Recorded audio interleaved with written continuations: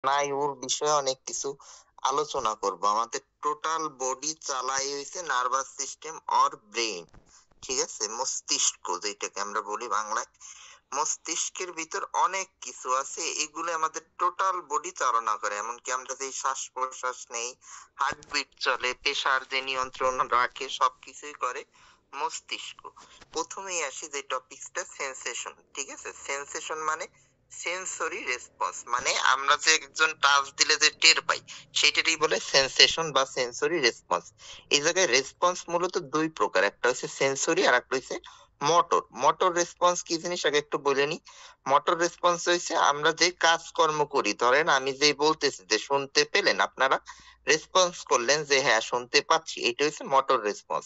এইরকম আমাদের বডির যেই সব কাজকর্মগুলো অটোমেটিকলি চলতেছে, যেমন হার্ট সবসময় বিট করতেছে, পাম্প করতেছে, ব্লাড প্রেশার সবসময় ব্লাড ফ্লো হচ্ছে, এগুলো আপনি কন্ট্রোল করতে পারতেছেন না, এগুলো সব হইছে মোটর রেসপন্স। প্লাস এই যে কারো কোনো কথা বা কেউ কিছু করতে বললে, যদি পরীক্ষা দেন লিখতে হয়, এগুলো সব হইছে মোটর রেসপন্স, ঠিক আছে? আর আরেকটা রেসপন্স হইছে সেন্সরি রেসপন্স, যেটা এই জায়গায় লেখা আছে। সেন্সরি রেসপন্স মূলত ৫ ভাবে আমরা মনিটর করতে পারি। এখানে সুন্দর করে লেখা আছে টেম্পারেচার, মানে তাপমাত্রা। আমাদের বডির যে তাপমাত্রা, আমরা যদি কারো টাচ করি তাহলে বুঝবো যে শরীর গরম না ঠান্ডা কিরকম, এইটা হচ্ছে টেম্পারেচার।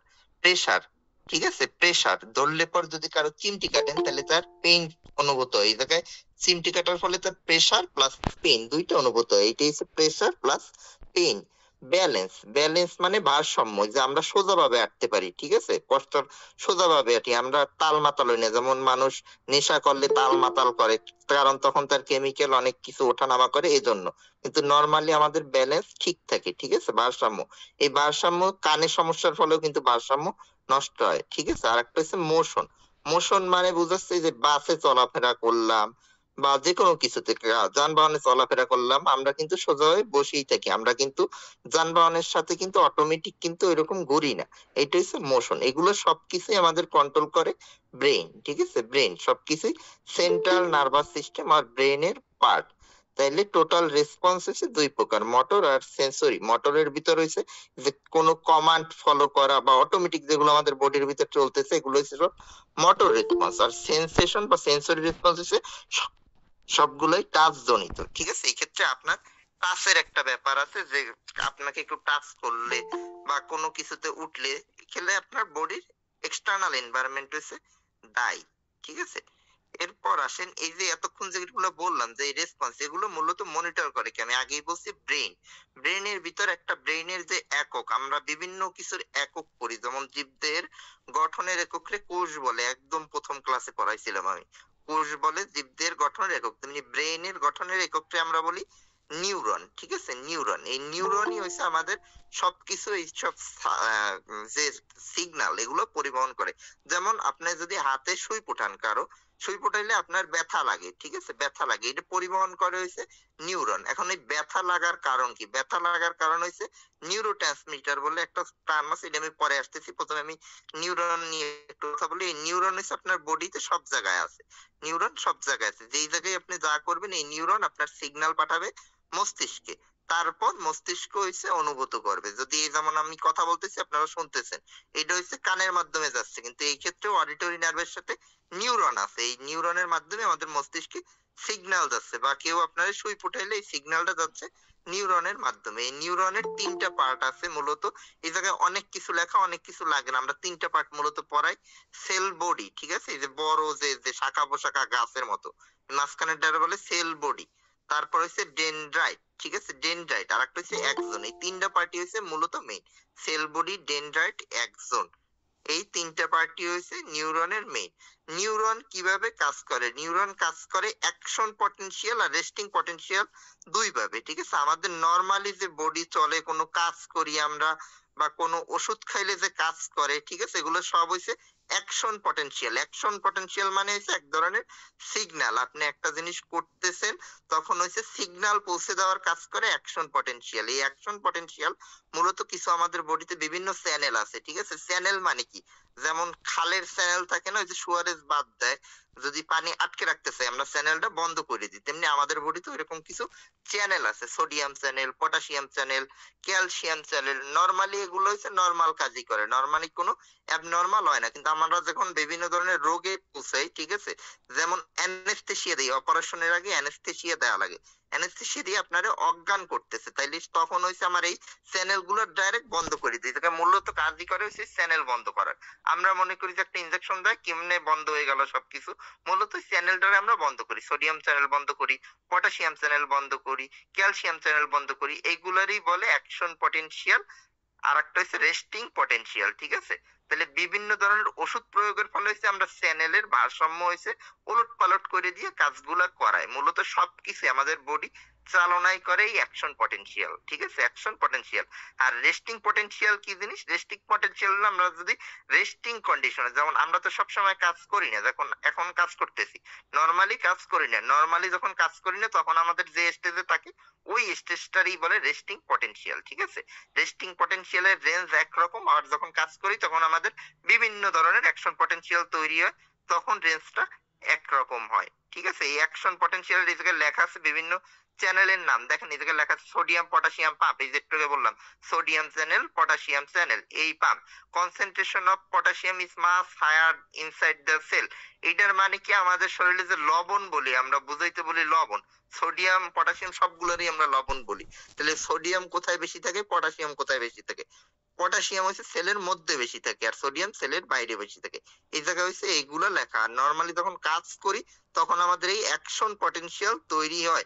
এখন বিভিন্ন রোগের ক্ষেত্রে আমাদের এই অ্যাকশন পটেনশিয়াল মানে চ্যানেলের বিভিন্ন তারতম্য হয়, তখন আমরা ওষুধ দিয়ে এই চ্যানেল গুলো খুলি বা বন্ধ করি। যখন বন্ধ করার দরকার পড়ে বন্ধ করি, যখন খোলার দরকার পড়ে খুলি। আমি বাংলায় বলতেছি যাতে আপনাদের বুঝতে সুবিধা হয় জিনিসগুলো কি।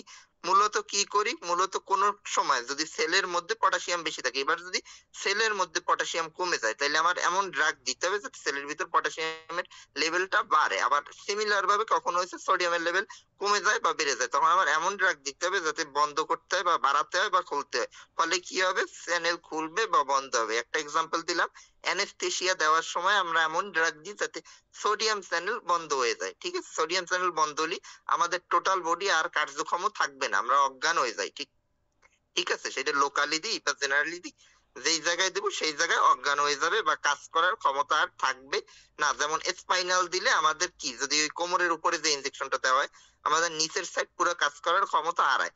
সিমিলার ভাবে এটা তো বন্ধ করলাম, এবার আসেন, এবার আছে সাইকিয়াট্রিক কিছু ডিজিজ। সাইকিয়াট্রিক ডিজিজ এই যে সিজোফ্রেনিয়া, পাগলামি করে পেশেন্ট, দেখেন না যে প্রচুর পরিমাণে পাগলামি করে, তখন ঠিক উল্টা ঘটনা ঘটে। তখন কিন্তু আর চ্যানেল বন্ধ হয় না, তখন চ্যানেল ওপেন থাকে, আরো বেশি বেশি হয়েছে নিউরোট্রান্সমিটার পাস হয়, তখন পেশেন্ট হচ্ছে পাগলামি করে। এই যে পাগল যাদের আমি বলি, সাইকিয়াট্রিক পেশেন্ট যাদের, ঠিক আছে, সিজোফ্রেনিয়া বলেন, যে কোনো কিছু বলেন, যারা বেশি বেশি ওভারে যে ঘরের ভিতর ভাঙচুর করে, এগুলো হচ্ছে নিউরো ট্রান্সমিটার বেশি বেশির কারণে।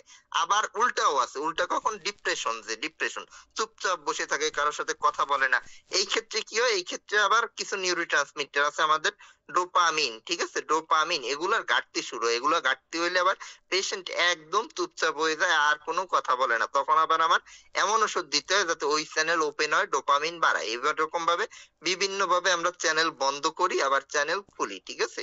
এই জায়গায় মেইন মেইন চ্যানেল বললে আমরা তিনটা চ্যানেলের মেইন ধরি, সোডিয়াম, পটাশিয়াম আর হচ্ছে ক্যালসিয়াম। এছাড়াও ক্লোরাইড চ্যানেল আছে, ঠিক আছে, ক্লোরাইড চ্যানেলও আছে। তাহলে অ্যাকশন পটেনশিয়াল হচ্ছে আমাদের বডির এই সব কিছুর বেস। অ্যাকশন পটেনশিয়াল ছাড়া আমরা কেউ বাঁচতে পারি না।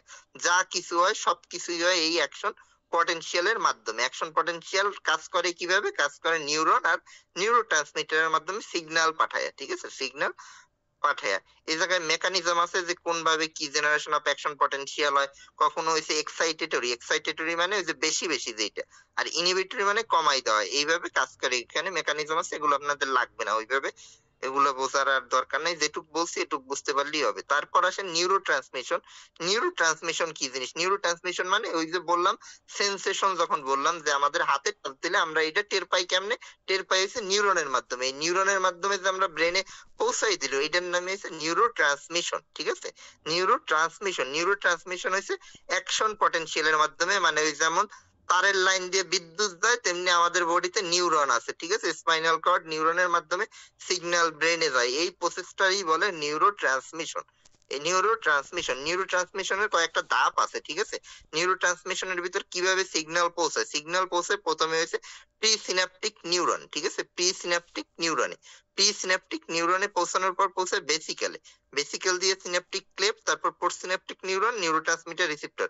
এটা আপনাদের লাগবে না, এটা আমরা হচ্ছে বড় লেভেলে পড়াই অনেক। ঠিক আছে? এগুলো আপনাদের মুখস্থ করার কিছুই দরকার নেই, যার জানার জন্য আমি বলতেছি। এগুলো বড় লেভেলের পড়াশোনা, এগুলো আপনাদের ওইভাবে মুখস্থ টুখস্থ কিছুই করতে হবে না, তার জানার জন্য পড়েন। এই নিউরো ট্রান্সমিশনের পরই আসে হয়েছে নিউরো ট্রান্সমিটার। ঠিক আছে? এই জায়গায় দেখেন নিউরো ট্রান্সমিটারের নাম লেখা আছে নিউরো ট্রান্সমিটার। এই নিউরো ট্রান্সমিটার গুলো অনেক ইম্পর্টেন্ট, কারণ নিউরো ট্রান্সমিটারের ঘাটতি হলে বা কোনো কিছু বেশি হলেই হয়েছে আমাদের শরীরে অ্যাবনর্মালিটি শুরু। এই জায়গায় আমরা দুই ভাগে ভাগ করি, এই জায়গায় 4 ভাগে লেখা আছে। এইভাবে ভাগ করা যায়, সহজ ফর্মুলা হচ্ছে দুই ভাগে, একটা এক্সাইটেটরি, একটা ইনহিবিটরি। ঠিক আছে? Excitatory, inhibitory. এক্সাইটেটরির মধ্যে নরএপিনেফ্রিন, এপিনেফ্রিন এগুলো হচ্ছে এক্সাইটেটরি, আর ইনহিবিটরির ভিতর গাবা, গ্লুটামেট, ডোপামিন এগুলো হচ্ছে ইনহিবিটরি। এই নিউরোট্রান্সমিটারের গুরুত্ব এমনই, দেখবেন পেশেন্ট যখন হসপিটালে মারা যায়, যে কোনো কারণে মারা যাইতে পারে, হার্ট অ্যাটাক হোক, স্ট্রোক হোক, দেখবেন মারা যাওয়ার ঠিক আগ মুহূর্তে আমরা কিছু ইনজেকশন দিই। ঠিক আছে? ডোপামিন ইনজেকশন দিই, অ্যাড্রেনালিন বা এপিনেফ্রিন ইনজেকশন দিই। এগুলো কিন্তু ডাইরেক্ট এই নিউরোট্রান্সমিটার থেকে ড্রাগ গুলো আসে। ঠিক আছে? এই ড্রাগ গুলো কেন দিই? কারণ ওই মোমেন্টে হয়েছে এই এপিনেফ্রিনের ঘাটতি, এপিনেফ্রিনের ঘাটতি এমন পর্যায়ে চলে যায় যে পেশেন্টকে বাঁচানো সম্ভব না। তখন আমরা বাইরে থেকে ডাইরেক্ট ইনজেকশন দিই, যাতে পেশেন্টটা বেঁচে যায়, যেতে পারে, মানে বাঁচবেই যে এমন না, বাঁচানোর চেষ্টা করার জন্য জাস্ট দেওয়া হয়, যাতে কিছুক্ষণ হয়। এমনকি যারা কেবল মৃত্যুবরণ করছে, ধরেন মৃত্যু, একটা পেশেন্ট মারা গেল, পেশেন্ট মারা যাওয়ার 5 মিনিটের মধ্যে যদি আপনি তার ডোপামিন বা অ্যাড্রেনালিন বা এপিনেফ্রিন, এই যে এপিনেফ্রিন এগুলো দেন, দেখবেন তার হঠাৎ করে আবার হার্টবিট আপনি পাচ্ছেন মেশিনে। কারণ কি? সে কিন্তু বেঁচে যায় নাই, কিন্তু এই ড্রাগটা এতই পাওয়ারফুল, এই নিউরোট্রান্সমিটার, যে তার হার্ট চালু কিছুক্ষণের জন্য করে, কিন্তু পেশেন্ট কিন্তু বাঁচে নাই। জাস্ট এইটা হচ্ছে ওই ওষুধের রিফ্লেক্স একটা। তাই এইগুলার ইম্পর্টেন্স হচ্ছে এতই বেশি। নিউরোট্রান্সমিটার, অ্যাকশন পটেনশিয়াল, এগুলো আমাদের টোটাল বডি হচ্ছে এগুলোই কন্ট্রোল করে। ঠিক আছে? এই হচ্ছে একটা টপিক। পরের টপিকসে আমি যাচ্ছি, পরের টপিকসে আসি। পরের টপিকস হচ্ছে হরমোন। ঠিক আছে? এগুলো হচ্ছে নিউরোট্রান্সমিশন, নিউরোট্রান্সমিটার, নিউরন, সেন্সেশন, এগুলা নিয়ে কথা বললাম। এবার আসেন হরমোন। নিউরোট্রান্সমিটারের পাশাপাশি হরমোন হইছে আপনার জন্মানোর পর সবকিছু কন্ট্রোল হরমোন করে। আপনার কতটুকু গ্রোথ হচ্ছে, মানে কতটুকু বাড়তেছেন, লম্বা হচ্ছেন, আপনার ডায়াবেটিস কন্ট্রোল কেমনে, এমনি এমনি আছে, সবকিছুর কন্ট্রোল করে এই হরমোন গুলা। ঠিক আছে? হরমোন গুলা, হরমোন কি জিনিস? হরমোন এক ধরনের কেমিক্যাল মেসেঞ্জার। আগেই বলছি, আমাদের শরীর পুরোটা চালায় কিন্তু কেমিক্যাল। ঠিক আছে? কেমিক্যাল আর সিগন্যালিং, সিগন্যালিং তো বলা আমার হয়ে গেছে।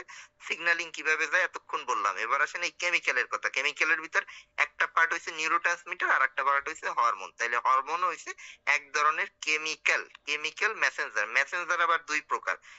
এই মেসেঞ্জার কিন্তু ওই মেসেঞ্জার না। এই মেসেঞ্জার, আমাদের বডিতে দুই ধরনের মেসেঞ্জার আছে, ফার্স্ট মেসেঞ্জার, সেকেন্ড মেসেঞ্জার। যেই রিসিপ্টর গুলো আছে, আমাদের বিভিন্ন জায়গায় বিভিন্ন রিসিপ্টর আছে, হার্টে রিসিপ্টর আছে, তারপর লিভারে রিসিপ্টর আছে। ঠিক আছে? টোটাল বডিতেই রিসিপ্টর আছে। এই রিসিপ্টর গুলারে বলা হয়েছে ফার্স্ট মেসেঞ্জার। আর যেই ড্রাগ গুলো আপনি দেন বা এই যে হরমোন গুলা কাজ করতেছে, এগুলো হচ্ছে সেকেন্ড মেসেঞ্জার। ঠিক আছে? Second Messenger. আর রিসিপ্টর গুলো হচ্ছে ফার্স্ট মেসেঞ্জার। এই রিসিপ্টরের উপর আপনি যখন ওষুধ খান, ধরেন কারো হার্টের সমস্যা, আমরা একটা ওষুধ খাইলাম, ওই ওষুধ কিন্তু হার্টের উপরই কাজ করে, টোটাল বডির উপর কিন্তু কাজ করে না। কেমনে করে? কারণ ওইটা যাই ওই হার্টের রিসিপ্টরের সাথেই বাইন্ড করে। ঠিক আছে? এই ক্ষেত্রে এই ওষুধটা হচ্ছে সেকেন্ড মেসেঞ্জার। আবার হরমোন, ঠিক আছে, হরমোন কিভাবে কাজ করে? হরমোন, সব হরমোনের সেন্টার হচ্ছে ব্রেন। ঠিক আছে? সব হরমোন মেইন রিলিজ পয়েন্ট কিন্তু ব্রেন। ব্রেন যদি স্টিমুলেশন না দেয়, কোনো হরমোনই রিলিজ হবে না। তাহলে এবার যদি কারোর ব্রেনের ওই হরমোনের সেন্টারে সমস্যা হয়, এই হরমোনের সেন্টার হচ্ছে আপনার হাইপোথ্যালামাস। ব্রেন রে আমরা ৩ ভাগে ভাগ করি মূলত। ব্রেন রে আমরা অগ্র মস্তিষ্ক, মধ্য মস্তিষ্ক, পশ্চাৎ মস্তিষ্ক। যদি ইংলিশে বলি four brain, mid brain, hind brain, ঠিক আছে? এর ভিতর ফোর ব্রেইনের একটা পার্ট হইছে হাইপোথ্যালামাস। এই হাইপোথ্যালামাস থেকেই সব হরমোন গুলো সিক্রেশন হয়।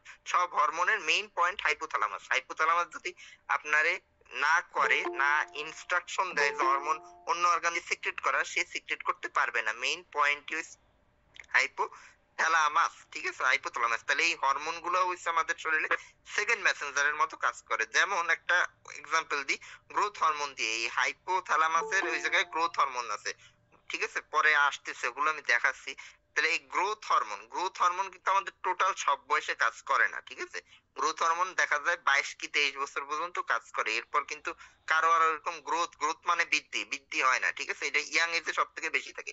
তাহলে হাইপোথ্যালামাস আমাদের এই ২২ বছর পর্যন্তই হইছে স্টিমুলেশন দেয় যে বেশি, বেশি গ্রোথ হরমোন রিলিজ করো, যাতে মানুষটা ঠিক মতো বাড়ে, ঠিক আছে? কিন্তু ওই একটা বয়সের পর হাইপোথ্যালামাস কিন্তু আর ইনস্ট্রাকশন দেয় না, ফলে আমাদের কিন্তু এই বৃদ্ধি ২২ বছরের পরই থেমে যায়। তাহলে এইভাবেই হচ্ছে ব্রেন কাজ করে।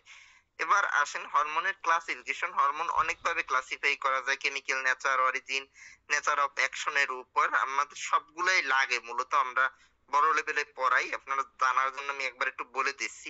কেমিক্যাল নেচারের উপর আমরা কিভাবে ভাগ করি। ফার্স্টেই স্টেরয়েড হরমোন। আমি আপনাদের বিভিন্ন রোগ পড়ানোর সময় বারবার এই স্টেরয়েডের কথা অনেকবার বলছি, ঠিক আছে?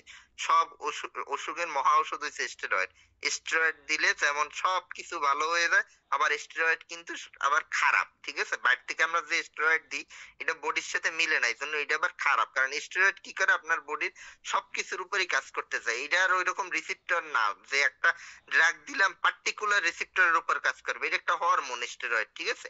স্টেরয়েড দিলে এটা টোটাল বডির উপর কাজ করবে। এটার যে জায়গায় কাজ নাই, দিছেন আপনি লাঙের সমস্যা, ফুসফুসের জন্য, কিন্তু এ কাজ করবে আপনার টোটাল বডিতে। এজন্য সমস্যার সারানোর পাশাপাশি নতুন সমস্যাও কিন্তু স্টেরয়েড তৈরি করে। তাইলে প্রথমেই হইছে স্টেরয়েড হরমোন। স্টেরয়েড হরমোনের ভিতর টেস্টোস্টেরন, এস্ট্রোজেন, প্রোজেস্টেরন এগুলো হইছে মেইন, ঠিক আছে? এ বাদেও আরো আছে।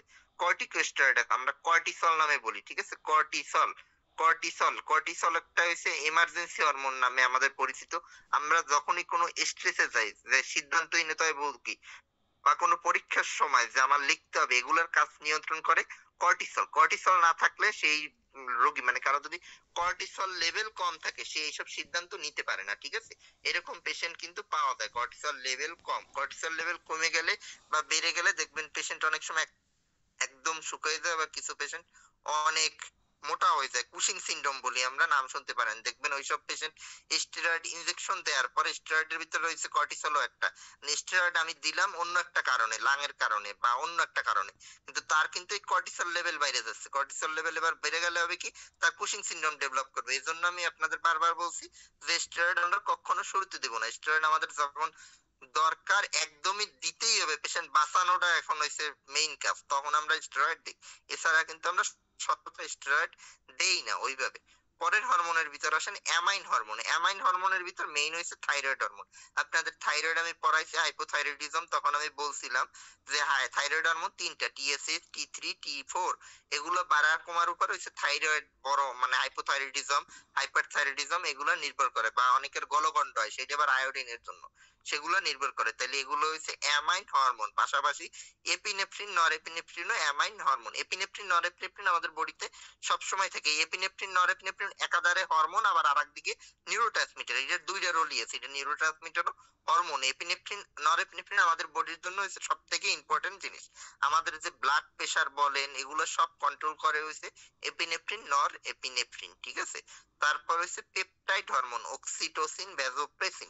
অক্সিটোসিন মূলত মহিলাদের জন্য ইম্পর্টেন্ট। আমাদের পেপটাইড হরমোনের ভিতর অক্সিটোসিন, প্রেগন্যান্সিতে অক্সিটোসিন হেল্প করে। বাচ্চা যখন বের হয় তখন এসে অক্সিটোসিন রিলিজ হয় বেশি বেশি, যাদের আমরা বাইরে থেকেও ইনজেকশন দিই, কিন্তু নরমালি কিন্তু রিলিজ হয়। যে নরমাল ডেলিভারি যেগুলো হয়, সব কিন্তু অক্সিটোসিনের ফলাফল। অক্সিটোসিন না থাকলেই নরমাল ডেলিভারি হইতোই না, ঠিক আছে? হইতোই না, একদম সব নিয়ন্ত্রণ করে অক্সিটোসিন। তারপর প্রোটিন হরমোন, ঠিক আছে? প্রোটিন হরমোন, প্রোটিন হরমোনের ভিতরে ইনসুলিন, গ্লুকাগন। এর কাজ কি? এর কাজ হইছে এই যে আমাদের ডায়াবেটিস কন্ট্রোল করা।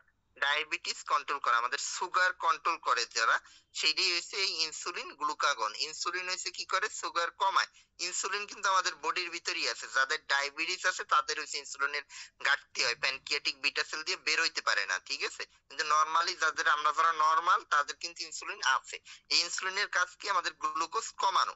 আর গ্লুকাগনের কাজ কি, উল্টাটা, সুগার লেভেল বাড়ানো। সুগার লেভেল বাড়াবে কখন, যখন আমরা রোজা রাখি, ফাস্টিং থাকি বা উপোস থাকি, তখন কি হয়, তখন আমাদের কিন্তু সুগারের ঘাটতি দেখা দেয়, তখন গ্লুকাগন করে কি, বেশি বেশি সুগার রিলিজ করে। এইভাবে হচ্ছে ইনসুলিন আর গ্লুকাগন ঠিক উল্টা ভাবে কাজ করে। যখন আপনার বেশি বেশি খাবার খান, তখন আমাদের বডি বেশি বেশি ইনসুলিন রিলিজ করবে। আর যখন আমরা খাবার টাবার কিছু খাই না, আমাদের বডিতে দরকার, তখন হচ্ছে এই গ্লুকাগন হচ্ছে বেশি বেশি রিলিজ হয়। তারপর আসেন গ্লাইকোপ্রোটিন হরমোন, এলএইচ আর FS, luteinizing hormone, follicular stimulating hormone. এগুলো কি কাজ করে, এগুলো হইছে মহিলাদের জন্য, এটার পুরুষের উপর রোল তেমন কিছু নাই, মহিলাদের জন্য, ঠিক আছে। যে বাচ্চা হওয়ার পর বুকের দুধ খাওয়ানো ঠাওয়ানো, এগুলো সব কন্ট্রোল করে এই follicular stimulating hormone, luteinizing hormone, আর একটা আছে প্রোল্যাকটিন। এই তিনটা, ঠিক আছে, তিনটে হয়েছে। আর মিনিস্ট্রুয়াল সাইকেলও কন্ট্রোল করে এই এলএইচ আর এফএসএইচ, লুটিনাইজিং হরমোন আর ফলিকুলার স্টিমুলেটিং হরমোন। আর লাস্টের হচ্ছে ইকোসায়ানাইড হরমোন, প্রোস্টাগ্ল্যান্ডিন। এইটার আরেকটা হচ্ছে ইম্পর্টেন্ট জিনিস, প্রোস্টাগ্ল্যান্ডিন, ঠিক আছে। ইকোসায়ানাইড আমাদের শরীরে, যেটুকে পড়াইছিলাম সেন্সেশন রিলেটেড, ঠিক আছে, সেন্সরি যে রেসপন্স, এই যে প্রেসার বলেন, পেইন বলেন, মোশন বলেন, এগুলা ব্যালেন্স, এগুলো সব হইছে প্রোস্টাগ্ল্যান্ডিনের কাজ। প্রোস্টাগ্ল্যান্ডিনের লেভেল যদি কোনো ক্রমে বেড়ে যায় রক্তে, তাইলে আমাদের এই ব্যথা ট্যাথা সব বেশি বেশি অনুভূত হয়। যখন আমরা ইনজেকশন দিই ব্যথা অনুভূত হয়, তখন কি হয়, তখন হচ্ছে প্রোস্টাগ্ল্যান্ডিন রিলিজ বেশি বেশি হয়, এই জন্যই আমাদের ব্যথাটা অনুভূত হয়, মানে প্রোস্টাগ্ল্যান্ডিনের নর্মাল লেভেলের থেকে বেড়ে যায় সাথে সাথে, ঠিক আছে। যে যত ব্যথা ট্যাথা গুলো হচ্ছে সব প্রোস্টাগ্ল্যান্ডিন লেভেলের কাছে, এই জন্য ব্যথা ট্যাথা যা কিছু, এই যে আমরা পেইন কিলার দিই, ঠিক আছে, রোলাক টোলাক দিই, এগুলো কাজ করে কি, এগুলো সব হচ্ছে ইকোসায়ানাইডের উপর কাজ করে। কেমনে কাজ করে, আমাদের একটা মেকানিজম আছে বড়, ওই মেকানিজমে সাইক্লোঅক্সিজেনেস পাথরের উপর কাজ করে। এই প্রোস্টাগ্ল্যান্ডিন তৈরি হয়েছে সাইক্লোঅক্সিজেনেসের মাধ্যমে। এবার আমরা যেসব ব্যথার ওষুধ দিই, এগুলো সব হচ্ছে ওই সাইক্লোঅক্সিজেনেস পাথ হয়ে, ঠিক আছে, ওই যে যেই জায়গা দিয়ে এই যে এই কেমিক্যালটা রিলিজ হবে প্রোস্টাগ্ল্যান্ডিন, এই জায়গাটাই আমরা বন্ধ করে দিই যাতে রিলিজ না হইতে পারে, ফলে আমাদের ব্যথা কমে আসে, ঠিক আছে। ব্যথা হয় কিন্তু শরীরের কোনো সমস্যার কারণে না হয়, এগুলো সব হইছে কেমিক্যালের সমস্যা, আর কোনো সমস্যা নাই, ঠিক আছে। আমাদের শরীরে ব্যথা ট্যাথা সব হইছে কেমিক্যাল রিলেটেড। কেমিক্যাল যদি বেশি রিলিজ হয়, ব্যথা বেশি হবে। আপনার কেমিক্যাল রিলিজ, বাসে উঠলেই মাথা ঘুরে বমি করে, কারণ কি, কেমিক্যাল রিলিজ হয়। এবার আমরা ওই যে বমির ওষুধ জয় ট্রিপ দিয়ে ওই কেমিক্যাল রিলিজটা বন্ধ করে দিই। প্রোস্টাগ্ল্যান্ডিন জাতীয় আরো আছে আমাদের, এগুলো আমরা বন্ধ করে দিই, ঠিক আছে। অ্যারাকিডোনিক অ্যাসিড বলে, এগুলো আমরা বন্ধ করে দিই। বন্ধ করে দিলে কি হবে, রিসেপ্টর ব্লক হয়ে যাবে, ওই জায়গা দিয়ে আর রিলিজ হইতে পারবে না। ট্যাপের পানি বন্ধ করে দিলে ট্যাপের পানি তো আর পড়বে না, ওই রকম ভাবে জায়গাটা আমরা বন্ধ করে দিই, যাতে আর জিনিসটা না হয়, রিসেপ্টর ব্লক হয়ে যায়, ফলে মাথা ঘুরানিও হয় না, বমিও হয় না। এই রকম ভাবে আমরা প্রত্যেকটা জিনিস কন্ট্রোল করি। তাইলে টোটাল কেমিক্যাল নেচারের উপর আমি প্রত্যেকটাই অল্প অল্প করে বলে গেলাম। এবার আসেন on the basis of origin, অরিজিনের উপর কিভাবে কাজ করে। অরিজিনের উপর সবার আগে আমি বলছিলাম ব্রেইন থেকে সবকিছু কন্ট্রোল হয়, জায়গাটার নাম হাইপোথ্যালামাস। হাইপোথ্যালামাস যদি আপনার সিগন্যাল না পাঠায়, হাইপোথ্যালামাস ধরেন কারো ব্রেইনে সিগন্যাল পাঠাচ্ছে না আমার বডিতে, যাদের এই যে ইনসুলিন, ঠিক আছে, ইনসুলিন আমার ব্রেন থেকে সিগন্যাল আসতেছে না যে ইনসুলিন রিলিজ করো, যদি ব্রেন থেকে সিগন্যাল না আসে তাইলে আর কাজ হবে না। তাহলে মেইন পয়েন্ট হচ্ছে আমাদের ব্রেন বা হাইপোথ্যালামাস। তাহলে এইটা হচ্ছে টোটাল হচ্ছে দুই ভাবে কাজ করে, দুই ভাবে বলতে দুই ভাবে সমস্যা হয় কাজ করে, একটা সেন্ট্রালি, একটা হচ্ছে লোকালি। লোকালি বলতে যেই জায়গার সমস্যা, ঠিক আছে, ডায়াবেটিস হলে প্যানক্রিয়াসের সমস্যা, এই জায়গায় প্যানক্রিয়াসের সমস্যার কারণেও ডায়াবেটিস হইতে পারে, আবার সেন্ট্রালি ডাইরেক্ট ব্রেন দিয়ে আমার দিচ্ছে না স্টিমুলেশন, এই কারণেও কিন্তু ডায়াবেটিস হইতে পারে, ঠিক আছে। তাহলে প্রথম পয়েন্ট হচ্ছে হাইপোথ্যালামাস। হাইপোথ্যালামাসের ভিতর আছে কয়েকটা পয়েন্ট, আমি বলি যে একসাথে। হাইপোথ্যালামাসের ভিতরে যেমন prolactin inhibiting hormone, prolactin inhibiting hormone, prolactin releasing hormone, ঠিক আছে, দুইটা। আর একটা হচ্ছে গোনাডোট্রপিন রিলিজিং হরমোন, ঠিক আছে। সেম ভাবে আছে growth hormone stimulating hormone, growth hormone inhibiting hormone. এগুলোর কাজ কি, আগেই আমি বলছি, যখন গ্রোথ দরকার হবে তখন গ্রোথ হরমোন স্টিমুলেটিং হরমোন আমার ব্রেন সিক্রেট করবে, যখন দরকার হবে না 22 বছরের পর ও বন্ধ করে দেবে। সেম ভাবে prolactin inhibiting hormone, prolactin releasing hormone, যখন বাচ্চা হয় তখন মায়ের দুধ, মায়ের বুকের দুধ পায় বাচ্চা, তখন হচ্ছে প্রোল্যাক্টিন রিলিজিং হরমোন কাজ করে। ঠিক উল্টা ভাবে যখন বাচ্চা হয় না বা একটা বয়স হয়ে যায়, তখন কিন্তু আর মায়ের বুকের দুধ আসে না, তখন হচ্ছে প্রোল্যাক্টিন ইনহিবিটিং হরমোন কাজ করে, ঠিক আছে। এইভাবে কাজ করে, এই প্রত্যেকটা এইভাবে গোনাডোট্রপিন রিলিজিং হরমোন গুলো, ফলিকুলার স্টিমুলেটিং হরমোন, এগুলো হচ্ছে ওইভাবে কাজ করে। তারপর হচ্ছে লুটিনাইজিং হরমোন আর ফলিকুলার স্টিমুলেটিং হরমোন, এই দুইটা হচ্ছে গোনাডোট্রপের ভিতরে, এইগুলো হচ্ছে মহিলাদের জন্য মেইনলি। প্লাসেন্টা, ইউটেরাস, এই জাতীয়, এই যে জরায়ু, ঠিক আছে, এই জাতীয়র ভিতর হচ্ছে এই দুইটা পরে। এই দুইটার কাজ কি? এই দুইটার কাজ আমি আগেই বললাম, বা মিনিস্ট্রুয়াল সাইকেল যে পরিণত হওয়া, এগুলো হচ্ছে কন্ট্রোল করে follicular stimulating hormone, luteinizing hormone. তারপর প্রোল্যাক্টিন আগেই বলছি, অক্সিটোসিন আমি বলছি, এই দুইটা আর বললাম না। তারপর আসেন মেলাটোনিন। মেলাটোনিন কি জিনিস? মেলাটোনিন কি জিনিস? মেলাটোনিনও হচ্ছে আপনার পিনিয়াল গ্ল্যান্ড থেকে আসে। এটার কাজ কি? এটার কাজ হচ্ছে ওভারিয়ান সাইকেল স্টিমুলেশন করে, ইন্ডাকশন করে, ঠিক আছে। ওভারিয়ান সাইকেল মানে ওই যে মিনিস্ট্রুয়াল পিরিয়ড যখন শুরু হয় 12 থেকে 13 বা 14-15 বছর বয়সে, তখন হইছে এটা স্টিমুলেশন দেয়, ঠিক আছে, স্টিমুলেশন দেয়। আবার যখন মেনোপজ হয়ে যায় 50-এর পর, তখন এটা ইনহিবিশন দেয়। এইভাবে হচ্ছে কাজ করে। এস্ট্রোজেন প্রজেস্টেরনও সেম, ওই সেম ফর্মুলায় টেস্টোস্টেরন, এটা আবার মহিলাদের কম থাকে, এটা হচ্ছে পুরুষদের ক্ষেত্রে, ঠিক আছে। পুরুষদের ক্ষেত্রে যখন অ্যাডোলেসেন্ট পিরিয়ড শুরু হয়, তখন টেস্টোস্টেরন লেভেল বাড়ে, বাড়ে, ঠিক আছে, টেস্টিসের মধ্যে থাকে। রিল্যাক্সিন, ইনহিবিন, এগুলো অত ইম্পর্টেন্ট না আপনাদের জন্য, এগুলো লাগবে না। এবার আসেন প্রোস্টাগ্ল্যান্ডিন, লাস্ট পয়েন্ট। প্রোস্টাগ্ল্যান্ডিন কিভাবে কাজ করে? প্রোস্টাগ্ল্যান্ডিনের আমি তো কিছু খারাপ কাজ বললাম এর আগে, যে এই যে পেইন টেইন সবকিছুই দায়ী হয়েছে এই প্রোস্টাগ্ল্যান্ডিন, ঠিক আছে। প্রোস্টাগ্ল্যান্ডিন জাতীয় যেগুলো আছে, অ্যারাকিডোনিক অ্যাসিড, এগুলো দেয়, কিন্তু এগুলোর কিছু ভালো কাজও আছে। ভালো কাজ কি কি? এগুলো হচ্ছে ইউটেরাস, মহিলাদের জরায়ুর উপর খুব ভালো কাজ করে। বাচ্চা হওয়ার পর যে রক্তপাত হয়, এই রক্তপাত কন্ট্রোল করতে আমরা প্রোস্টাগ্ল্যান্ডিন ইউজ করি, এটা হচ্ছে এর ভালো কাজ, ঠিক আছে। নরমালি তো থাকেই, কিন্তু আমরা বাইরে থেকে তখন প্রোস্টাগ্ল্যান্ডিন অ্যানালগ দিই, মিজোপ্রোস্টল, টরস্টল এইসব নামে পাওয়া যায়, এগুলো আমরা বাইরে থেকে দেই, যাতে ব্লিডিং ট্রেডিং কন্ট্রোল করা যায়। প্রোস্টাগ্ল্যান্ডিনের আরেকটা ভালো কাজ হয়েছে, আমাদের যাদের গ্যাস্ট্রিক সমস্যা, মিজোপ্রোস্টল, যাদের পেপটিক আলসার পারফোরেশন হয়ে যায়, ঠিক আছে, ব্লিডিং হয়, তাদের ক্ষেত্রে আমরা এই মিজোপ্রোস্টলটা দিয়ে থাকি, এটা হচ্ছে এর ভালো কাজ। এবার হাইপোথ্যালামাস, এই যে এতক্ষণ যা বললাম সবকিছু এই জায়গায় লেখা, ওইভাবে গুছানো। এই যে প্রথমেই দেখেন দেওয়া আছে হাইপোথ্যালামাস। হাইপোথ্যালামাস আমাদের যখন আমাদের স্টিমুলেশন দেয়, পরে হচ্ছে একটার পর একটা কাজ করে। হাইপোথ্যালামাসের স্টিমুলেশনে কাজ করে কে? অ্যান্টেরিয়র পিটুইটারি, আর এই সাইডে পোস্টেরিয়র পিটুইটারি।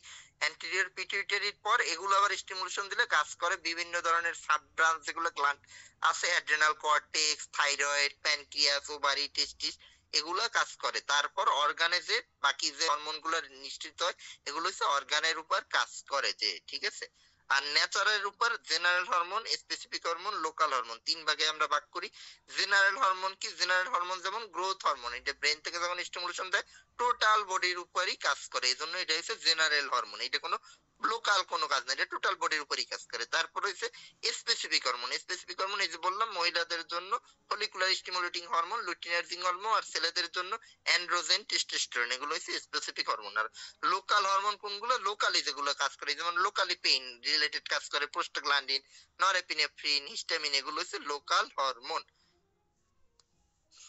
মেকানিজম এগুলো লাগবে না। আচ্ছা, মোটামুটি এই জায়গায় শেষ। এই জায়গায় আরেকটু কথা আছে, একটা হিস্টামিনের কথা আছে। হিস্টামিনের কথা একটু বলি। হিস্টামিন কি কাজ করে আমাদের? হিস্টামিন হচ্ছে আমাদের যে অ্যালার্জি জনিত সমস্যা, আমরা মূলত যে অ্যালার্জি, যে হাঁচি কাশি দেই, এগুলো সব হচ্ছে হিস্টামিন দেয়, ঠিক আছে। হিস্টামিনও একটা হচ্ছে হরমোন না, এটাও একটা নিউরোট্রান্সমিটার। এই হিস্টামিন হচ্ছে হাঁচি কাশি সবকিছুর জন্য আমাদের হিস্টামিন মানে H1 রিসেপ্টর দেয়। এই H1 এর আবার 4টা রিসেপ্টর আছে, মানে 4 জায়গায় সিগন্যাল পাঠাইতে পারে। এর ভিতরে এই যে আমাদের ঠান্ডা লাগা, হাঁচি হয়, কাশি, যেমন শীতের সিজনে এখন হাঁচি কাশি শুরু হবে, সর্দি হবে, এর জন্য দাঁড়িয়ে হয়েছে H1। আমরা যে এই যে অ্যালার্জির ওষুধ খাই, ফেক্সো খাই, অমুক খাই, হিস্টাচিন খাই, ঠিক আছে, রূপা খাই, এগুলো সব হয়েছে H1 ব্লকার। H1 রে ব্লক করে দেয়, ফলে কি হয়, আর যাতে না হইতে পারে, এই জন্য জাস্ট H1 টা ব্লক করে দেয়, ঠিক আছে। ওই জায়গায় সিগন্যালিংটা বন্ধ করে দেয়, যে ওই জায়গায় আর কোনো কেমিক্যাল স্টিমুলেশন হবে না। সেম ভাবে H2 ব্লকার আছে। H2 ব্লকার আবার কাজ করে কোথায়? H1 কাজ করছে কোথায় বললাম? অ্যালার্জিতে। H2 কাজ করবে কোথায়? H2 কাজ করবে হচ্ছে পাকস্থলীতে। পাকস্থলীতে যেমন হচ্ছে আগে রেনিটিনিন ছিল, এখন সিমেটিডিন, ফেমোটিডিন আছে, এগুলা সব হচ্ছে H2 ব্লকার, ঠিক আছে, H2 ব্লকার। আর H3 H4 আমরা এখন ইউজ করি না, এগুলা নাই, ঠিক আছে, এগুলো এখন আবিষ্কারই ওইভাবে হয় নাই, খালি H1 H2 হয়েছে। H3 H4 মূলত ব্রেনের উপর কাজ করে, এগুলো এখন পর্যন্ত আবিষ্কার ওইভাবে কেউ করতে পারে নাই, আসে নাই বাজারে। এজন্য আমরা জাস্ট H1 H2 নিয়েই আছি, H3 H4 এখনো আসে নাই। আর এ বাদে আরো কিছু রিসিপ্টর আছে, আমি যে বলছিলাম হার্টের রিসিপ্টর আছে, লাং এর রিসিপ্টর আছে, ঠিক আছে, টোটাল বডিতে এরকম রিসিপ্টর আছে। এই রিসিপ্টর গুলোর নাম আছে alpha 1, alpha 2, beta 1, beta 2, beta 3। এবার এইসব যেই সব ওষুধ খাই আমরা, যে প্রেসারের ওষুধ খাইলাম, ঠিক আছে, বিটা ব্লকার, আমি আপনাদের অনেক বলছিলাম পড়ানোর সময়, বিসলল টিসলল, এই বিটা ব্লকার, বিটা ব্লকার বিসলল, বিসলল কই কাজ করবে, এই জায়গায় যে বিটা সেল আছে হার্টের উপর, ওই জায়গায় কাজ করবে, ঠিক আছে। এরকম আলফা ব্লকার আছে, আলফা ব্লকার ইউরোম্যাক্স, আপনারা নাম শুনবেন অনেকে হয়তো, ইউরোম্যাক্স, ঠিক আছে, ইউরোম্যাক্স, এই ইউরোম্যাক্স কাজ করে হয়েছে আলফা 1 রিসেপ্টরের উপর, আলফা 1 ডি, এটা থাকে প্রোস্টেটে খালি, এই জন্য আমরা ইউরোম্যাক্স প্রোস্টেট বাদে কিন্তু অন্য কোথাও দেই না, ঠিক আছে। এইরকম প্রত্যেকটা ওষুধ দিয়েছে রিসিপ্টর লেভেলে কাজ করে, ওষুধগুলো দেই রিসিপ্টরে ব্লক করার জন্য, যাতে ওই রিসিপ্টর ওভার অ্যাক্টিভিটি না করে। আবার অনেক রিসিপ্টর যদি ব্লক হয়ে থাকে, এটার অ্যাক্টিভিটি বাড়ানোর জন্য আমরা ওষুধ দিই, যে কমাইলাম আর বাড়াইলাম। বাড়ানোরে আমরা বলি অ্যাগনিস্ট, আর কমাইলে বলি অ্যান্টাগনিস্ট অর ব্লকার, ঠিক আছে। ম্যাক্সিমাম ওষুধগুলো হইছে ব্লক করে কাজ করে, মানে এগুলা ওভার অ্যাক্টিভিটি থাকে আমাদের বডিতে, এটার অ্যাক্টিভিটি কমাই দেয়। যেমন পেইন কমানোর জন্য পেইন কিলার দিই, পেইন কিলার কি করে, ওই যে প্রোস্টাগ্ল্যান্ডিন, অ্যারাকিডোনিক অ্যাসিড, এই লেভেল গুলোরে কমাই দেয়। বমি কি কারণে হয়? বমিও আমাদের ওভার অ্যাক্টিভিটির কারণে হয়, ব্রেনে আমাদের ওভার অ্যাক্টিভিটি সিগন্যাল চলে যাচ্ছে, ফলে বমি। এবার বমির ওষুধ দিলে কি হবে, ব্রেনের যে রিসেপ্টরটা আছে ওইটা ব্লক করে রাখবে, যাতে তার ওভার অ্যাক্টিভিটি না হয়, ঠিক আছে। এই হচ্ছে টোটাল মেকানিজম। এই ক্ষেত্রে কারো কিছু জিজ্ঞাসা থাকলে করতে পারেন, যত সহজ ভাষায় বলা যায় আমি এই বিষয়ে সহজভাবে বলছি আপনাদের।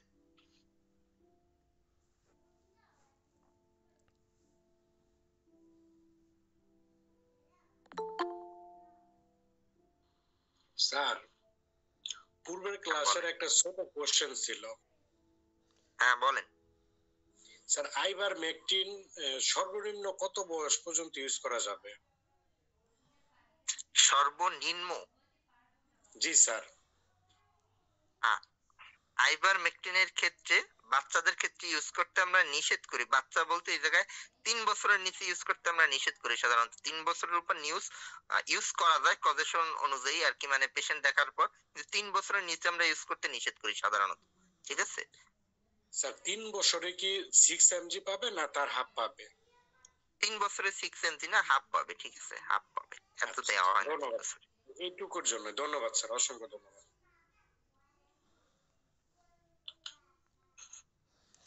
আচ্ছা জয় স্যার, আমরা মানে বিশেষ করে আমরা যে একটু আগে যে বিষয়টা জানলাম, তা যদি মানে শহরে আসলে হয় কি, বদ্ধ পরিবেশে থাকে, তার এক্সারসাইজ হয় না, অক্সিজেন সংকট হয়, মানে ঠান্ডা পানি স্পর্শ করলে, ধুলাবালি বা সূর্যের আলো বা সকালবেলা মানে তার চোখ ঘুম ভেঙে গেল, তার হাসি শুরু হলো, নাক থেকে ঠান্ডা পানি পড়া শুরু হয়ে গেল। তা এখন এই ক্ষেত্রে যদি লং টাইম, যেহেতু এইটা মানে এই যে প্রক্রিয়াটা হচ্ছে, এখন যদি এমার্জেন্সি ঔষধগুলো ব্যবহার করা হয়, এটা তো মনে হয় তার জন্য একটা বিগ প্রবলেম হইতে পারে। আর আমরা সাপ্লিমেন্ট ইউজ করেও দেখছি, সাপ্লিমেন্ট ইউজ করলে কন্ট্রোলে থাকে, কিন্তু বিষয়টা হলো গ্রামে চইলা গেলে অক্সিজেন পর্যাপ্ত পাইলে হাঁটাচলা করলে আপনার এই হাসিজনিত সমস্যা, নাক থেকে ঠান্ডা পানি পড়া, এই সমস্যাগুলো থাকে না। আসলে এই ক্ষেত্রে কি আসলে কি গ্রামে শিফট হওয়াই উচিত, না শহরে কোনো মানে আচ্ছা, এই পদ্ধতি? ব্যাপারটার একটু বৈজ্ঞানিক ব্যাখ্যা আছে। বৈজ্ঞানিক ব্যাখ্যা কি, এটা এনভায়রনমেন্টাল ফ্যাক্টর বলে একটা জিনিস আছে আমাদের। এই এনভায়রনমেন্টাল ফ্যাক্টর হইছে তাই, এখন যারা গ্রামের পরিবেশে বড় হয়েছে বা থাকছে, তারা শহরে হঠাৎ করে আসেই হয়েছে এইসব সমস্যার ভিতর পড়ে। কারণ গ্রামের এনভায়রনমেন্টে যেই পরিমাণ অক্সিজেনের লেভেল বা যেই পরিমাণ বিশুদ্ধ বায়ু, শহরে সেই পরিমাণ নাই। শহরে ধুলাবালি বেশি। এখন এর ফলে কি হয়, এর ফলে যে আমাদের এই রিসেপ্টরের কথা আমি বললাম, যে হাসি কাশি এইসব কন্ট্রোল করে H1 রিসেপ্টর, ঠিক আছে। H1 রিসেপ্টর হচ্ছে বেশি বেশি স্টিমুলেট হয় যখন এই শহরে এই লোকটা চলে আসলো, যেটা এতদিন একরকম ছিল। ধরেন 20 বছর সে গ্রামে থাকলো, 20 বছর পর হঠাৎ একটা এনভায়রনমেন্টে চলে আসলো, ডিসেন্সিটাইজেশন বলে, এটা ডিসেনসিটাইজেশন। এখন তার সেন্সিটাইজেশন একভাবে হয়ে আছে, এবার সে এই এনভায়রনমেন্টে ডিসেন্সিটাইজেশন হওয়ার ফলে হয়েছে এইগুলা হয়েছে ঘন ঘনই সমস্যা হয়। কিন্তু এইটা ঠিক হইতে আবার অনেক টাইম লাগবে। এটা যে ইমার্জেন্সি খাইলেই সাথে সাথে ঠিক হবে এটা কখনো ঠিক হবে না। আমরা জাস্ট কন্ট্রোল করার জন্য ওষুধ দিই 7 দিন, দেখা যায় সে 7 দিন ওষুধ খাইলে ঠিক থাকে, আবার 15 দিন পর সেম সমস্যা শুরু হয় বা একটু কমে আবার আসে। ঠিক আছে, এটা ডিসেন্সিটাইজেশন পিরিয়ড অনেকটা টাইম। এখন যদি শহরে সে থাকে অনেক দিন থাকার পর দেখা যায় 1-2 বছর যাওয়ার পর আস্তে আস্তে সে মানাতে পারছে, কিন্তু এই পিরিয়ডটা একটু বেশি। আর যারা শহর গ্রাম দুই অঞ্চলেই থাকে তাদের এই সমস্যা খুব একটা হয় না ওইভাবে। আর সাপ্লিমেন্টেশনের ব্যাপার, সাপ্লিমেন্টেশন আপনার তো বাড়ায়, প্রতিরোধ করে আর কি। সাপ্লিমেন্টেশন তো আমরা আর রোগ সারাইতে পারি না, আমরা আগে থেকেই প্রতিরোধ করি। এই পেশেন্টের সাপ্লিমেন্টেশন শুরু হলো, কিছুদিন টাইম লাগবে, কিছুদিন টাইম যাওয়ার পর এটা ঠিক হয়ে যাবে। ঠিক আছে, আর সাপ্লিমেন্টেশন দেওয়া যাবে, কোনো সমস্যা নাই এই ক্ষেত্রে। সাপ্লিমেন্টেশন বডির কার্যক্ষমতা বাড়াবে এই ক্ষেত্রে। মানে এর ক্ষেত্রে ব্যাপারটা হয়েছে কি, এত শহরে আছে ধরেন এই 8 বছর, কিন্তু গত কুরবানি থেকে এই প্রবলেমটা বাড়ছে। এখন মানে গ্রামে গেলে ভালো থাকে, শহরে আসলে প্রবলেমটা শুরু হয়ে যায়। আর বিশেষ করে এসিটা হইলে আরো একটু বেশি সমস্যা হয়ে যায়। আচ্ছা, এর তাইলে একটু কিছু পরীক্ষা করাইতে হয়, আইজিই লেভেল আমাদের দেখতে হয়। ঠিক আছে, শহরে থাকাকালীন সময় আইজিই লেভেল দেখতে হয়। আইজিই লেভেল যদি বেশি থাকে ওইভাবে, তাইলে হচ্ছে ওই মোটিভে আমাদের ট্রিটমেন্ট প্ল্যানে আগাইতে হবে। আর আইজি নরমাল থাকলে আমাদের অন্য ব্যাপারেই করতে হবে। এই ক্ষেত্রে অনেক সময় সাইকোলজিক্যাল প্রবলেমও হয় শহর গ্রাম নিয়ে। ঠিক আছে, এই সাইকোলজিক্যাল প্রবলেমের কারণে হইতে পারে, দুইটা বিষয় হইতে পারে এই ক্ষেত্রে, সাইকোলজিক্যালও হইতে পারে। আর আইজি তো যেটা বললাম যে শারীরিক সমস্যা সত্যি সত্যি, সেই ক্ষেত্রে আইভি অ্যাবনরমাল আসবে তার। আচ্ছা, থ্যাংক ইউ। আচ্ছা, আপনাদের কোনো কোশ্চেন আছে আজকের ক্লাসের ব্যাপারে? কোনো কোশ্চেন থাকলে এই করতে পারেন, কারণ আজকের নতুন হ্যাঁ টপিক আগায় বলেন, না। কোশ্চেন বলেন, সমস্যা নেই। আজকের টপিকস এর মধ্যে কোশ্চেন থাকলে বলবেন। স্যার আজকে টপিকের মধ্যে স্যার এই যে ওই যে অনেক পেশেন্টের আপনার এই যে ঘুরানোর সাথে বমি ভাব হয় হ্যাঁ হ্যাঁ অথবা বমি করে ফেলে, হ্যাঁ তো তাদেরকে যে যেটা আপনারা আমরা বলি আর কি মিনারেল এইড, হ্যাঁ মিনারেল এইড দিলে কাজ করে, কিন্তু ফুলওয়ারেজিন দিলে মানে ওই যে নোরিয়াম 10 দিলে কাজ করে অথবা বারগন টেপটো দিলে কাজ করে, তো এটা বিষয়টা কি স্যার? হ্যাঁ আচ্ছা ঠিক আছে, আমি কোশ্চেন বুঝতে পারছি। আপনি যেটা বলছেন যে কুরানির ফলে বমি হয়, এই ক্ষেত্রে হচ্ছে এইগুলো ওষুধ দিলে কাজ করে। এই ক্ষেত্রে যে কুরানির ফলে বমি হয় এই টার্মটারে আমরা বলি ভার্টিগো। ঠিক আছে, এটাও নার্ভাস সিস্টেমের একটা অংশ। ভার্টিগো নার্ভাস সিস্টেমের কোনো প্রবলেমের জনিত কারণে হয়েছে আপনার এই সমস্যাটা হচ্ছে। ঠিক আছে, এর ফলে হয়েছে ঘুরাচ্ছে, ঘুরাইলে বমি হচ্ছে। এই ক্ষেত্রে বমি আমাদের মেইন না, এই ক্ষেত্রে মেইন হয়েছে ভার্টিগো। ঠিক আছে, ভার্টিগো ভার্টিগো। এইবার আপনি যে সব ড্রাগের কথা বললেন এগুলো সব হয়েছে অ্যান্টিভার্টিগো ড্রাগ, এগুলোর কাজই হয়েছে এই মাথা ঘোরানো কমানো। ঠিক আছে, মাথা ঘোরানো কমানো। সেম ভাবে যে একটু আগে আমি যেসব কথা বললাম যে নিউরো ট্রান্সমিটার আছে বিভিন্ন ধরনের, এই নিউরো ট্রান্সমিটার গুলো ভার্টিগো ভমিটিং এর কারণে এক্সাইটেটরি রোল প্লে করে। এখন আপনি এই যে ওষুধগুলোর কথা বললেন, মিনারিল বলেন, ফিজি মানে ফ্লুনারাজিন বলেন, তারপর ওই যে ভার্গন বলেন, প্রত্যেকটাই হয়েছে এগুলো কমায়। ঠিক আছে, ইনহিবিট করে। এই কারণে এই ওষুধগুলো দিলেই এইটা ঠিক হয়ে যায়। এখন এই ভার্টিগোর কারণ বিভিন্ন ধরনের হইতে পারে, ভার্টিগোর হাজার হাজার কারণ আছে। কোন কারণে ভার্টিগো হয়েছে এটা আইডেন্টিফাই করে তারপর ট্রিটমেন্ট দিতে হয়। আর যাদের হঠাৎ করে 2-1 দিন হয় তাদের ক্ষেত্রে তো আইডেন্টিফাই দরকার পড়ে না, আমরা সিমটোমেটিক ট্রিটমেন্ট দিয়ে দিই, যে ওষুধগুলো দিচ্ছেন সেই। আর ভার্টিগোর কারণের ভিতর অসংখ্য কারণ আছে। ভার্টিগোর কারণের ভিতর কানের কারণে, কানের যে রোগ এই কারণে ভার্টিগো হইতে পারে। ব্রেনের যেসব রোগ, স্ট্রোক বলেন বা আরো বড় বড় ইকসল টিকসল অনেক বড় বড় ইন্ট্রাক্রেনিয়াল লেশন, এইসব কারণেও ভার্টিগো হইতে পারে। ঠিক আছে, ভার্টিগোর অনেক কারণ, এমনকি যে টেনশনে থাকলে স্ট্রেসে থাকলেও ভার্টিগো হইতে পারে। এখন এইসব কারণ হইছে আমাদের খুঁজতে হয় ভার্টিগোর ক্ষেত্রে। আর যাদের 2-1 বার সমস্যা হয় আমরা তো ওই 2-1 বারের জন্য অনেক ইনভেস্টিগেশন বলেন বা অনেক টেস্ট বলেন বা অনেক কারণ আমরা খুঁজতে যাই না, আমরা জাস্ট সিমটোমেটিক ট্রিটমেন্ট দিই। সেই ক্ষেত্রে আমাদের দেখা যায় ভার্টিগোর ক্ষেত্রে ফার্স্ট চয়েস বারগন। ঠিক আছে, বারগন বা এই ফিজি বা মিনারিল এগুলো দিয়ে দিই আমরা। স্যার আটটা প্রশ্ন আছে স্যার আজকে টপিকের উপর স্যার। হ্যাঁ বলেন। এই যে ডোপামিনের উপর একটা আলোচনা করেছেন মনে স্যার। হ্যাঁ হ্যাঁ হ্যাঁ ডোপামিন, এখন হ্যাঁ স্যার এই যে টেলাজিন 1, হ্যাঁ টেলাজিন 1 ও ডোপামিনের কাজ করে, আবার ওই যে ডমপিরিডন যেটা হ্যাঁ সেটাও সেটাও আপনার ডোপামিনের কাজ করে, কিন্তু দুটোটা পার্থক্যটা কি স্যার? ডোপামিন মানে টেলাজিন আর ডোপামিনের মধ্যে পার্থক্যটা কি স্যার ডম্পেটের ভিতরে স্যার? ডমপেরিডন ডোপামিনের কাজ করে না, ডমপেরিডন আলাদা ড্রাগ, ঠিক আছে। ডমপেরিডন ডোপামিনের সাথে কোনো সংযোগই নেই, ডমপেরিডন কাজ করে অন্যভাবে। আর আপনি যেটার কথা বলছেন এইটা কাজ করে অন্যভাবে, ঠিক আছে। ডমপেরিডন এক গ্রুপের ড্রাগ, ওইটা আরেক গ্রুপের ড্রাগ। আরেক গ্রুপ বলতে একটা হচ্ছে অ্যান্টাগনিস্ট, একটা হচ্ছে অ্যাগনিস্ট, ঠিক আছে। ডোপামিন অ্যান্টাগনিস্টের কাজ করে হয়েছে আপনার ডমপেরিডন বা অমিডন, যে আমাদের এই যে ক্ষুধামন্দ হলে অমিডন দিলে একটু রেসপন্স ভালো হয়। এটা হচ্ছে আপনার প্রোকাইনেটিক ড্রাগ, মোটিলিটি বাড়ায়। ডমপেরিডন কমাইয়া, ঠিক আছে, অ্যান্টাগনিজম করে, ব্লক করে। আর আরেকটা যেটা বলছেন ওইটা ঠিক উল্টা কাজ করে এর ক্ষেত্রে। ওইটার কাজ কি, ওইটা হচ্ছে ডিপ্রেশন টিপ্রেশন অনেক এইসব কারণে হয়েছে আপনার দিয়ে থাকলে, ওইটা হচ্ছে ঠিক তার উল্টা ভাবে কাজ করে। ওইটার এটার মেকানিজম আলাদা, এক না। ডমপেরিডনের ভিতরে ডমপেরিডন আছে, কিছু প্রিকারসর আছে, কিছু অ্যান্টাগনিস্ট আছে, কিছু অ্যাগনিস্ট আছে, ঠিক আছে। এক একটা এক এক ভাবে কাজ করে। সেম ভাবে আরেকটা ওষুধ আছে লিভোডোপা কার্বিডোপা, নাম শুনতে পারেন। লিভোডোপা কার্বিডোপার যে ফর্মুলেশন, কারো আটকাত কাঁপলে বা কথা আটকায় গেলে আমরা দিই। এটা আবার হচ্ছে ডোপামিন প্রিকরসর, মানে প্রত্যেকটাই ডোপামিনের এক একটা ডোপামিন প্রিকরসর, একটা ডোপামিন অ্যাক্টিভিটি বাড়ায়, একটা কমায়, ঠিক আছে। এইভাবে কাজ করে। স্যার লাস্ট প্রশ্নটা করি স্যার, এরপর চলে যাবো। হ্যাঁ বল। এই যে স্যার একটা ওই যে আপনার ওই যে মেজস্ট্রল যে সিরাপটা স্যার, হ্যাঁ মেজস্ট্রল, হ্যাঁ। এটা কি, এটা কতটুকু হরমোন সেন্স করতে পারে এই মেজস্ট্রলটা, যে হরমোনটা যে অর্ধপরে, এটা কতটুকু হরমোনটা সেন্স করতে পারে স্যার? মেজেস্ট্রল সিরাপ, আচ্ছা মেজেস্ট্রল সিরাপের কাজ কি আগে বলি। মেজেস্ট্রল সিরাপ আমরা অনেক ক্ষেত্রে দিই, রুচি বাড়ানোর জন্য কিন্তু মেজেস্ট্রল সিরাপ দেওয়া হয়, ঠিক আছে। রুচি বাড়ানোর জন্য আমরা মেজেস্ট্রল খুব ইউজ করি, খুব। দেখবেন ক্যান্সারের পেশেন্ট পাইলেই আমরা মেজেস্ট্রল দিয়ে দিই। পাশাপাশি আর একটা ক্ষেত্রে বেশি ইউজ করি মেয়েদের ক্ষেত্রে। মেয়েদের ক্ষেত্রে যাদের কার্সিনোমা আছে, মানে ক্যান্সার হয় বিভিন্ন হরমোন জনিত, হরমোন জনিত বলতে মূলত এই জায়গায় বোঝাচ্ছে দুইটা, একটা হচ্ছে ব্রেস্ট রিলেটেড আর একটা হচ্ছে ইউটেরাস বা জরায়ু রিলেটেড, ঠিক আছে।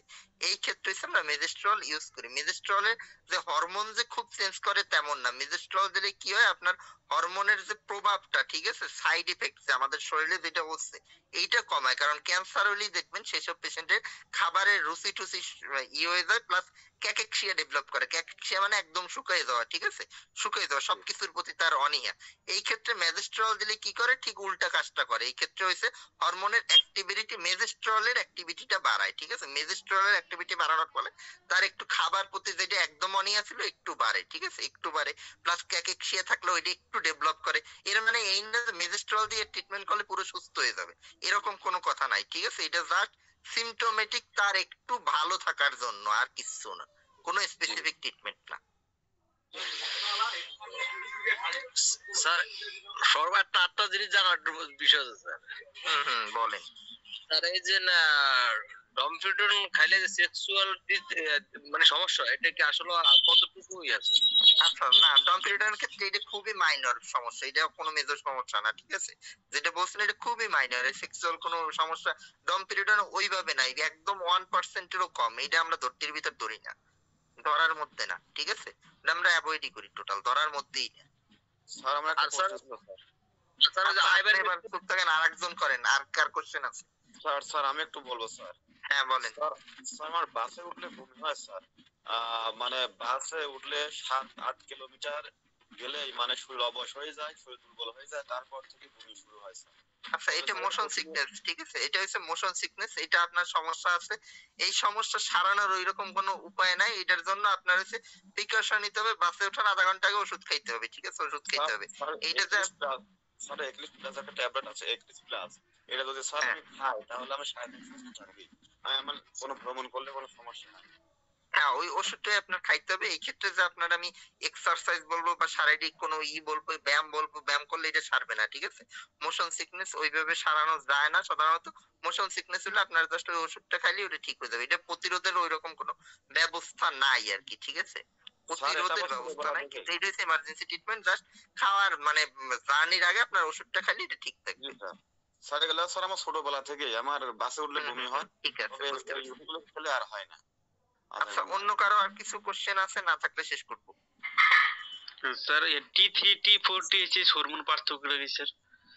T3 T4 TSH এই হরমোনের পার্থক্য কি? এই তিনটার একত্রে বলা হয়েছে থাইরয়েড হরমোন, ঠিক আছে, থাইরয়েড হরমোন। টিএসএইচ আমরা থাইরয়েড রোগীদের ক্ষেত্রে যদি একটা টেস্ট করি, প্রথমেই করি টিএসএইচ, থাইরয়েড স্টিমুলেটিং হরমোন। এই থাইরয়েড স্টিমুলেটিং হরমোন মূলত আছে ব্রেনের হাইপোথ্যালামাস, যে যে বললাম মেইন কন্ট্রোল করে হাইপোথ্যালামাস। তাহলে টিএসএইচ আমরা করি সবার আগে টেস্ট। টিএসএইচ এর বাড়া কমার উপর আমরা হাইপো হাইপার নির্ভর করি। এরপর যদি আমাদের কনফিউশন থাকে যে টিএসএইচ নরমাল আসলো কিন্তু তার তো আমার মনে হচ্ছে হাইপো বা হাইপার বা অন্য কিছু, বা টিএসএইচ খুব বেশি বা কম তারও আমার মনে হচ্ছে অন্যরকম, সেই ক্ষেত্রে আমরা T3 T4 করি। T3 T4 মানে থাইরয়েড ইটসেলফ সমস্যা, থাইরয়েডের নিজের সমস্যা। এই দুইটা করে আমরা দেখি যে থাইরয়েডের সমস্যা এবার কতটুকু, এটা ব্রেনের গঠিত সমস্যা না থাইরয়েডের সমস্যা। ঠিক আছে, তিনটারই একত্রে থাইরয়েড হরমোন বলে, কিন্তু তিনটার কাজ ভিন্ন। একটা হচ্ছে স্টিমুলেটিং করে, থাইরয়েড স্টিমুলেটিং হরমোন স্টিমুলেট করতেছি কিনা তাই দেখি, যদি স্টিমুলেটিং ঠিক থাকে তারপর আমরা দেখি T3 T4 যে থাইরয়েড ঠিক মতো দিতে পারতেছি কিনা বডিতে সাপ্লাই। এবার T3 T4 দেখার পর আবার অনেক সময় T3 T4 দেখি। ঠিক আছে, সবগুলোই হচ্ছে থাইরয়েড হরমোন একত্রে। স্যার আমার একটু প্রশ্ন ছিল। বলেন। স্যার ওই যে আমরা ঠান্ডা হাসি কাশি লাগলে আমরা জাইরিল মোনাস্টিন এগুলোর সাথে স্যার বিলাস্টিন ওষুধ দেয়, স্যার বিলাস্টিন ওষুধটার কাজ কি আছে? সেম ক্যাটাগরির ওষুধ, সবগুলাই হিস্টামিন অ্যান্টাগনিস্ট। ঠিক আছে, ওই যে H1 রিসেপ্টর সবগুলোর কাজই H1 রিসেপ্টরে ব্লক করা। এবার ওই যে বললাম আগে যেগুলো বললেন যে জাইরিল গেল, তার আগে আমি ফেক্সোর উপর কথা বললাম, এগুলো হচ্ছে জেনারেশন। আমরা first generation, second generation, third generation, তিনটা জেনারেশনে ভাগ করি। এর ভিতর ওষুধের কার্যকারিতা সব থেকে ভালো ফার্স্ট জেনারেশনে। ঠিক আছে, কিন্তু ফার্স্ট জেনারেশনের হার্মফুল সব থেকে বেশি, এজন্য আমরা পরবর্তীতে কি করলাম সেকেন্ড থার্ড জেনারেশন বেশি ইউজ করি। যেমন আমরা বর্তমানে এক্সো খুব বেশি ইউজ করি, এটা থার্ড জেনারেশন ড্রাগ। ঠিক আছে, জাইরিল হচ্ছে ফার্স্ট জেনারেশন ড্রাগ, বিলাস্টিনো সেকেন্ড জেনারেশন ড্রাগ, সবগুলোই সেম ড্রাগ, কিন্তু কাজ হইছে আপনার কোনোটা খুব ভালো করে কোনোটা খুব খারাপ করে। যারা খুব ভালো করে তাদের আবার খুব খারাপ খারাপ ইফেক্ট আছে, এই জন্য আমরা আবার পরবর্তীতে খারাপ ইফেক্ট বাদ দিয়ে থার্ড জেনারেশন আবিষ্কার করলাম যেগুলোর খারাপ ইফেক্ট নেই, এগুলোর খালি ভালো ইফেক্ট আছে। ঠিক আছে, সবগুলো ওষুধই সেম কাজ করে সেম ভাবে। হাসি কাশির কারণে শরীর অনেক সময় দুর্বল হয়ে যায়, শরীর দুর্বলের জন্য কি ওষুধ দেবো ওই সব ওষুধের সাথে? অনেক সময় আচ্ছা, এই ক্ষেত্রে যে শরীর দুর্বল হয় এটা হচ্ছে হাসিকাশির জন্য ঠিক হয়ে যাবে দুর্বল, এটা ঠিক না। ঠিক আছে, পয়েন্টটাই ঠিক নেই, পয়েন্টটা একটু ভুল। হাসিকাশির কারণে শরীর দুর্বল হয় না। এখন যার কন্টিনিউয়াসলি হাসিকাশি থেকে ডেসে দুর্বলতা ওইভাবে আসে না শরীরের থেকে, তার মনে হয় যে দুর্বল। এই ক্ষেত্রে ওষুধ, এই দুর্বলতা কাটানোর জন্য ওইভাবে ওষুধ দেওয়ার কোনো দরকার নাই অ্যাকচুয়ালি। ঠিক আছে, দরকার নাই, এই দুর্বলতার জন্য ওষুধ দেওয়ার ওইভাবে কোনো দুর্বলতার দরকারই নেই। আর আপনার যদি মনে হয় যে একটা ওষুধ খাওয়াবোই তাহলে সেই ক্ষেত্রে জিঙ্ক সাপ্লিমেন্টেশন দিতে পারেন, ভিটামিন সাপ্লিমেন্টেশন দিতে পারেন, ভিটামিন বি কমপ্লেক্সের সাপ্লিমেন্টেশন দিতে পারেন, আর জিঙ্কের দিতে পারেন। ঠিক আছে, এছাড়া কিছু দেওয়ার নেই। দুর্বলতা মেইনলি হবে খাওয়া দাওয়া রিলেটেড, যদি সে খেতে না পারে সেই দুর্বলতা হইছে আমরা ধরি, কিন্তু এই হাসির ফলে দুর্বলতা এটা কোনো দুর্বলতা না, এটা হচ্ছে সাইকোলজিক্যাল মোরেবার। ঠিক আছে। আচ্ছা স্যার, আপনার আলোচনার ভিতরে আমি যেটা বিষয় হলো হাইপোথ্যালামাস নিয়ে আমরা অনেক আলোচনা শুনেছি। পিটিউটারি গ্ল্যান্ড, পাইনাল গ্ল্যান্ড এবং হাইপোথ্যালামাসের ভিতরে কোনো রিলেশন আছে কিনা? বুঝতে পারিনি লাস্টে কি বলছেন, হাইপোথ্যালামাস পিটিউটারি পিনিয়াল এইটার সাথে মানে কোনো মিল বা এটার একটার উপর আরেকটা কোনো প্রভাব বিস্তার করে আচ্ছা, কিনা? হ্যাঁ, প্রভাব তো অবশ্যই আছে। আমি যে বললাম সবকিছু কন্ট্রোল করে হাইপোথ্যালামাস। হাইপোথ্যালামাস দিয়ে যদি পিটুইটারিতে সিগন্যাল না দেয় কখনো পিটুইটারির যেসব হরমোন এগুলা কাজ করতে পারবে না। আবার হাইপোথ্যালামাস দিয়ে পিটুইটারি হয়ে যদি পিনিয়াল গ্ল্যান্ডে সিক্রেট না করে, মানে স্টিমুলেশন না দেয়, সিগন্যাল না পাঠায়, পিনিয়াল গ্ল্যান্ড কাজ করতে পারবে না।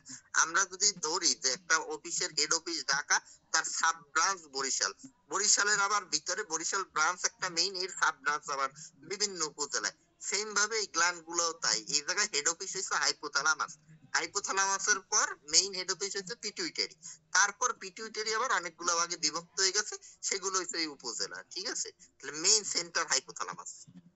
সিগন্যাল আসতেই হবে, যদি হাইপোথ্যালামাস সিগন্যাল না দেয় পিনিয়াল কাজ করবে না। মানে অনেক সময় অনেক পেশেন্ট যখন আর ভালো হয় না তার হরমোন সিক্রেশনের জন্য তাকে রেকি থেরাপিতে পাঠায়, যেটা যোগ ব্যায়াম।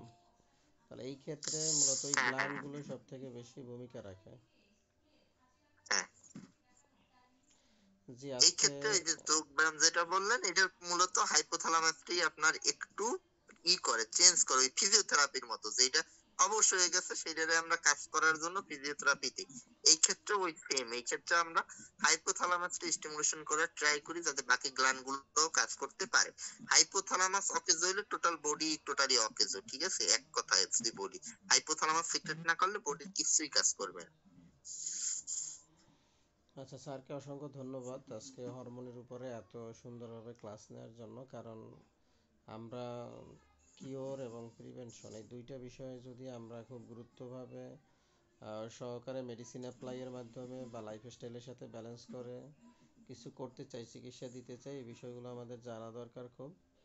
তা আমাদের জয় স্যার আজকে আসলে এই বিষয়গুলো সুন্দরভাবে আমাদের বুঝিয়েছেন। আসলে এই বিষয়গুলো নিয়ে কিন্তু সবাই কথা বলতে চায় না, এবং বিশেষ করে আমি রিকোয়েস্ট করার কারণে স্যার সুন্দরভাবে ক্লাস নিয়েছেন, এই জন্য তাকে ধন্যবাদ। আপনারাও ক্লাস ধৈর্য সহকারে করেছেন, এই জন্য আপনাদের সবাইকে ধন্যবাদ।